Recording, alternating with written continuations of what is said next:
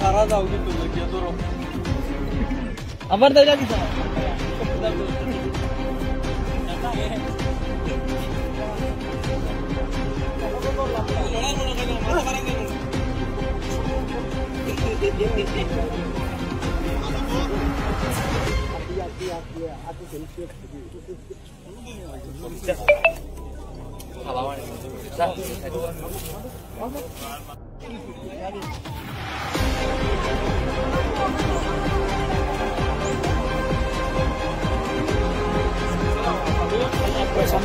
সারা যাও কিন্তু বিশাল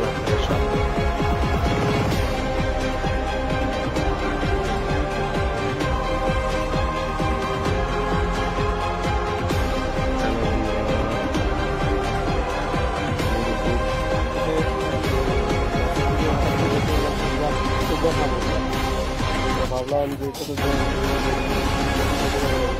জাল দিয়ে খেয়েও দিয়েছি তখন বিহার আটকে পড়েছে 7-8 গেছে তারপর উঠিয়ে রেখেছি এখন অব্দি ঘন্টাখানেক উপরে হয়েছে ফরেস্টারকে কল দেওয়া হয়েছে এখন ফরেস্টারকে কখন কল দেওয়া হয়েছে ঘন্টাখানেক হবে। ওরা কি বলছে? ওরা বলছে আসছে কেউ বলছে আগরতলা থেকে আসবে, কেউ বলছে ধর্মনগর থেকে আসবে। আমাদের কাঞ্চনপুরে কি ফরেস্টের কোনো রেস্কিউ টিম নেই না, কতক্ষণ থাকবো আমি এইভাবে।